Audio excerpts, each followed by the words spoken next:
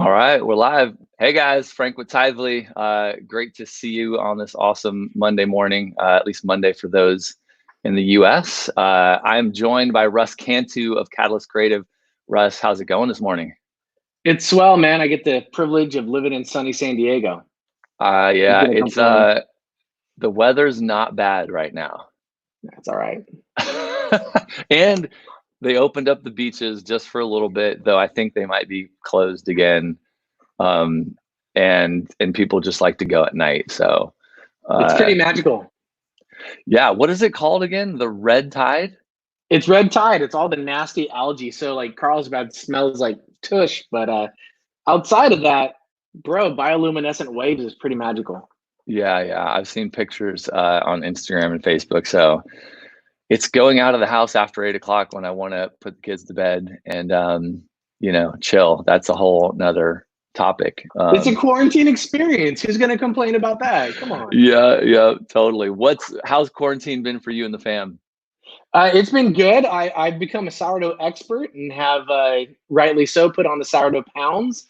So we figured that out. I mean, we're gonna just roll with it, man. I mean, literally roll with it. I got rolls now because of the sourdough rolls. Oh my gosh. Well, you are the second friend that I now know who has made sourdough at home, homemade, legit. They nailed it on their first try, and apparently it was pretty good. They didn't bring any over. I'm a little upset about that, but hey, we're moving on.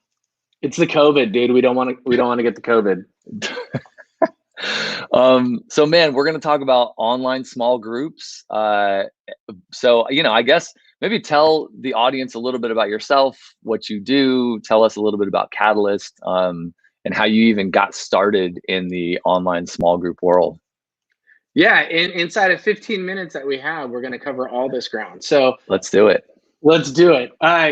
So I lead Catalyst Church Creative, small agency, a bunch of us, essentially maximizing and optimizing your stories for your community. But in short, online small groups, I started a little thing called onlinesmallgroups.com with my buddy Craig Gross, Ryan Russell. It's a pretty big thing. Tens of thousands of people have come through there. At any point, you got dozens to hundreds of groups meeting online, like literally right now. Mm-hmm. So I've been doing that for ages when it comes to online small groups. Like I was in Zoom beta and leveraged it to the max. I know those people. They're good people. So man, I've been involved in online small groups forever. And frankly, I think they're better than in-person small groups.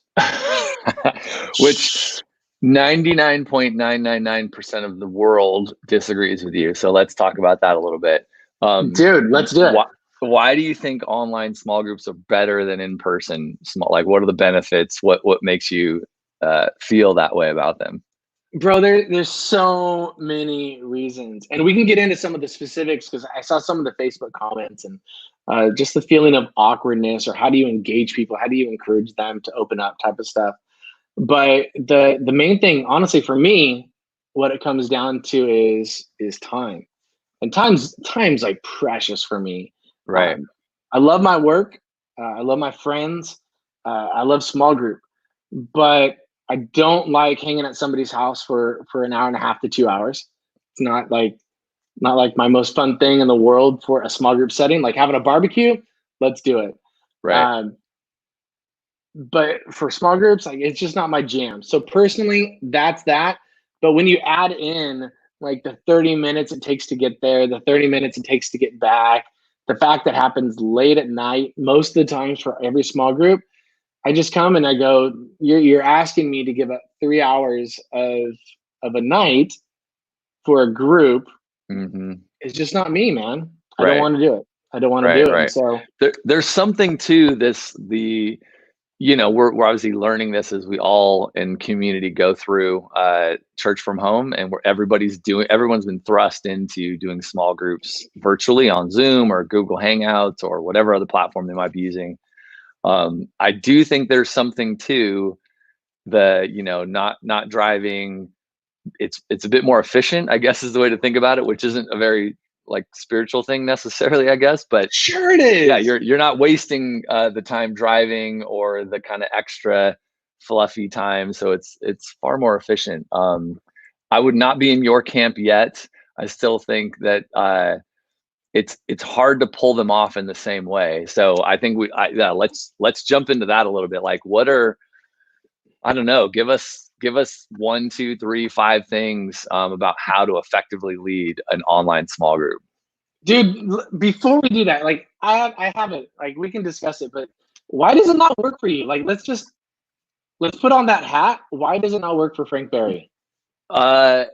It doesn't work because I'm like not physically there with people. So there's something about, like, I'm on Zoom all day long, right? I do video calls like this for probably not an entire 8 hours, but probably at least half the day I'm on these kind of calls. So I'm in and out all day long. For sure, like video fatigue. I would rather have someone over for the barbecue and small group where I'm connecting and I get to see you in person and I get to give you a hug and I get to see your kids and our kids can go off and interact in another room. And like, all those dynamics are missing in this setting. In fact, like the whole kid aspect is actually almost non-existent because it's hard to keep kids. Like, I can get my kids to say hi to, their friends on Zoom, but like it lasts for about 48 seconds and then they're out, right? Like, they're not going to last very long. Zoom school's a whole, like remote school's a whole situation, but I think we're missing all of those kinds of things, and making that all work well in a video setting is super challenging. Like, I haven't figured out how to do it well yet. I get it. So I'm looking forward to the tips. Like, I'm waiting I guess maybe for the this will help. goodness.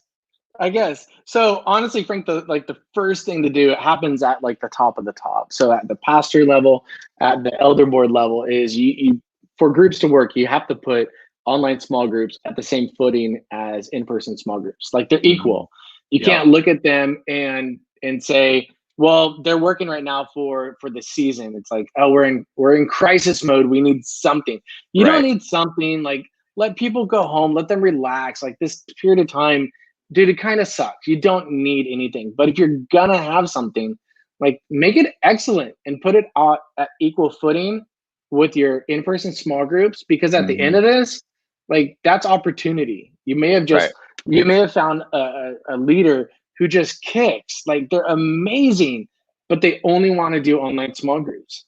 So are you going to tell me you found an amazing leader who wants to lean into this whole online small groups thing, and your church goes, nah, we're good, peace? Right. Like, no, you're going to find a way to leverage that. Yeah. But the only way to even have that opportunity is to say at the very beginning, like, this is equal to in-person small groups. Like, that's the thing. And so if you can set that culture from the beginning, then you get to go into all the little, the meat and potatoes of what makes it effective. Yeah, and every church is into it now. Like, it's at the top for everybody right now because you have to. So yeah, because it's crisis mode. Yeah, we're all in crisis mode. And some churches, probably had some idea of this before, but most churches didn't. Sure. And I think a lot of small groups aren't meeting, like that. The in-person ones that now have to do it online. This is not by any means based in any kind of data, but my anecdotal conversations with friends about their small groups, like people they're not meeting the same frequency or schedule or whatever that they were, or meeting at all, right? Maybe they're doing some group chatting, group texting, this kind of stuff, but actually meeting on a weekly basis in this format, I think, is a strain for some people. We'll put it in the chat later in your guys' Facebook thread, but the link to that survey, because at the end of it, like, so far we've gotten a couple dozen responses on it, and churches are anywhere between 25 and 50% participation of normal, which 50% like normal small groups. See, that's the problem. We just said normal small groups, but it's in-person small groups. Yeah. So it's that whole dynamic right there at play again. But if your church is hitting 50% of normal small group attendance during a crisis like this, I'd say, dude, you're kind of killing it. You're killing it. I mean, crushing it. So you're doing really well. Yeah. So give us some tips. If I'm a small group leader, I'm hosting it. What do I do to make this a great experience for the people attending? Totally. Start and end on time. Like, right away, I'll just say, start on time. Yep. start on time. That's important. But ending on time, like, dude, start and end on time. It has to Okay. end right when you say it ends. Otherwise, you're not respecting people's time. Right. In your small group of 10 to 12 people or whatever it is, you got that one person who really loves to talk, and then that one that hates it. Well, you just Right. went 10 minutes over. Man, that other person who hates it is out. They're out. You just Not a fan. Yeah. ostracize them. No, so starting in on time. Okay. Stick to a schedule. Like, I know it's pretty easy to coordinate an in-person small group and kind of bring people back in, but if you can't stick to a schedule of, hey, I know my group well, like Frank, you lead your group, you know who's going to talk, you know who's not going to talk. Well, you're going to know how to pull the best nuggets out of whatever you talk about, Mm-hmm. but know when to pray, know when to ask the group questions, know when to pull a little bit deeper, and then know, like, oh crap, it's 10 minutes ahead of time, it's open time, let's Right. pray, let's wrap this thing up, and then when the bell hits, we're done. Yeah. Like, So I that's like have a structure, like start on time, end on time, have some kind of structure, has to. agenda, kind of thing, which I Yeah, think yeah. maybe is more important than in the physical small group setting. Not that you wouldn't have a structure, but there's a lot more of this, like, oh, maybe we're eating together. And so there's Mm-hmm. these different, groups within the group chatting here and there. And it's like this free time. That free time dynamic in an online world doesn't look the same. So you kind of have to have a different kind of structure that keeps the group moving and engaged and, kind of, yeah, just engaged, I guess is the right word, like keeps people engaged the whole time. Yeah, you definitely have to be a more focused and disciplined leader. I mean, there's no way around it. There's inside of 60 to 90 minutes, you don't have time to let somebody go on a little tangent. Right. So you have to reel it in right away. But like, Yeah. that kind of brings up one of the questions somebody asked ahead of time is, how do you overcome that awkwardness of people not participating or over participating? And so this is kind of one of the same things you work with in your in-person groups. But even like at North Coast, we talk about the covenant that Hmm. as our group gets in at that third week, that we're meeting. So if we're meeting 12 weeks at the third week, we make our covenant official and just say, hey, we're in here for the next 9 weeks together. You need to read it and you need to sign it. And if you can't sign it, you need to bounce. So once you start meeting in that group, if everybody's on board with that covenant, it's pretty easy. Right. Like in the group chat, they're like, hey, how do I call them out without calling them out? Well, you just say, hey, we got this covenant we need to abide by. And it's not just because the church wants to put rules on you, but because this is the best way to give everybody the best chance at having a good experience here. Right. So Right. let's bring it back into alignment. Yeah. Make sure everyone's showing up because they agreed and they wanted to be there. Um, how Totally. do you create, so like there's the two sides, but maybe let's go to the side of the people who are in the small group, but they're awkward, like they don't connect well here, they don't talk a lot. Like, how Sure. do you engage that group of people in an effective way? Sure. So my answer is going to be a little different because I'm just going to say, who cares? I know it sounds weird, but honestly, like, if they're there in the group and you're dealing with this, it's probably within the first few weeks, right? Right. Like, somebody's not going to be like that at week number 12. That's just not how it works out. And as a good leader, you're eventually going to pull it out of them. But right now, I've gotten a lot of those questions, and somebody in the Facebook group even said, like, "Hey, how do I make sure everyone participates?" Well, you don't make sure everybody participates in an in-person group. What you do is you give them that opportunity, and Hmm. if they want to participate, great. Some people aren't great communicators. Some would rather Right. just pray. Some, like, I've been in groups, where mixed gender groups, where inside of the mixed context, dude, the guy doesn't want to talk. But inside of the garage where we're hanging out, he opens up. Like just the So fellas. Yeah. Yeah. just the fellas. So you have to create the space. And as a group leader, you need to know different personality types and communication styles and how to pull it out. But your job isn't to get them to participate, is to create the space for them to participate. And Right. then ultimately, weeks down the road, if they're not participating on a regular basis, then as a group leader, it's also your job to say, on the side, like, hey, Frank, like, I love you in my group. I really enjoy the time we get together when we meet at church, Yep. outside of quarantine. But I've noticed you're not really communicating here in the group. I want to see if there's a reason why. And then try to unpack that a little and bring them back into the group and just be like, hey, Frank, like, hey, what do you think about that? And then you just created an extra opportunity for them. And maybe that's the encouragement they needed to really get going. Yeah. And I love the point of just, sometimes it's just being okay with people not, being too, vocal, because you have to actually speak if you're in an online setting to kind of feel the interaction. So if some people aren't that vocal and, them well, like, and you kind of, maybe you talk to them one-on-one or whatever, just being okay with that and not feeling like you have to get everyone to participate because it will look different. Like, it's exactly right? When you're with people in person, you're still gonna have people who aren't all that, vocal or engaging, but they're there, and being there is actually a big part of or a big win for a lot of people. Yeah, totally. So I love that. What else? Give us, we have a couple more minutes here.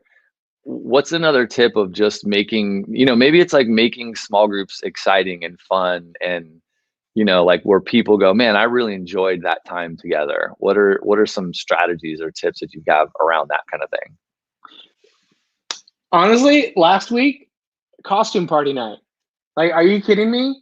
You could have a small group setting in a costume. Yeah, why Yeah. not? Yeah. Like there's nothing about like right now that's normal. But when we go back and we're able to meet in person, I think one of the things that the dynamics we're gonna have to wrap our head around is that there is no normal. Like we're now in a new normal, and whatever it takes to get it off and be us and have fun and enjoy it, like just do it. And for Costume some, party night's a great idea though. Like right? doing kind of fun, silly, interesting, like putting some kind of spin on the meeting instead of just showing up on video is Yeah, actually brilliant, right? Like, totally, I don't totally. know, And figure some stuff so out. totally, absolutely. And so, like, to kind of take that on, we know that's a more social aspect of things. And so, one of the other things that really works too, and I know Ben's doing this at Canvas, is what's your waiting room policy? And so, what you can do is say, hey, our small group, we're going to meet Wednesday from 7 to 8 p.m. But if you want to get on early at like 6:30 and have a drink with us, and by drink I mean coffee or I don't care, whatever. We live in San Diego. We know what's up. If you want to have a drink and kind of get loose and relax, like go for it. Right. Like that's what this time is for. And so by creating those extra spaces so people can do that, like boom, that's what really helps. Yeah. Okay. Costume party. Give me another example of something fun. Well, dude, waiting rooms. That's freaking huge. Like, Okay. Wait. Okay. that's Costume what I'm party, saying. waiting room. Show up early. So Kind of yeah, hang. ahead of time. Outside of that, man, be yourself. Like there's not like for you, like no joke. Yeah. And I'm gonna pick on your personal Facebook user profile. You have like a freaking farm in your backyard without even trying 100%. to. So I got a kid who picked up a rattlesnake. We had a hummingbird land in our house. I'm sitting right next to a white line gecko. That's what's in my office right now. Grasshoppers. We had a big old raccoon in the yard the other day. It's going off. We could have a full on berry farms going on here. exactly. So here's that whole dynamic at play. Right now is that greatest when we're in person. I can't show you everything about my yard. I won't know everything about your yard. Yeah. And if we got 12 people in that group, who knows? It's not going to happen. But right now, if you're that group leader, you're already inviting them into your life a little bit, right? Well, open it up. Show them your yard. Show them the gecko. Show them maybe not the rattlesnake, but the baby rabbits that are there, and have a little bit of fun and just enjoy. Hey, maybe now's the opportunity to just open up. Like, hey, I got this really cool art behind me by Ugmonk. I love it. I got aquaponics. Like, it's fun. It keeps my office, the studio, a little bit more lively. Like I sleep on no, I don't sleep on the chair, but I could. Like, sometimes you got to rest the eyes. You do have to rest the eyes, and you have to chill a lot more. Totally. But this is good, man. Yeah, where can people go, just to wrap it up right here at 9:30, where can people go to find out more about you and Catalyst, and Sure. also about the course? Like, you're working on some online small group courses. Totally. Tell us where to go. Yeah, so you can go to catalystchurchcreative.com and check out everything about us there. But outside of that, I'm going to drop this in the group chat later on today, a link to a survey, and you guys will get all the information too. But it's going to essentially just say, hey, this is what's up with the online church platform. This is where it's going in our specific church, and you're going to get to learn from a bunch of other people, and Yeah, then that is going to inform some of the things that I'm doing inside of the new online small groups course. So love that it. should drop at the end of this week, early next week. But it's going to take you A through Z, what things you need, the good cameras, the bad cameras, some of the tips that I know you need in your house too, man. Yeah, the tech setup too. That's good, man. Well, cool, man. Russ, it's great to see you. Great to hang a little bit. Great to talk online small groups in this crazy world. If you're watching, thanks for joining. Give the show a like, give a comment. I'll be back probably tomorrow morning around 9 a.m. Pacific. Appreciate you guys. Awesome. Cool. See you, Russ. Later.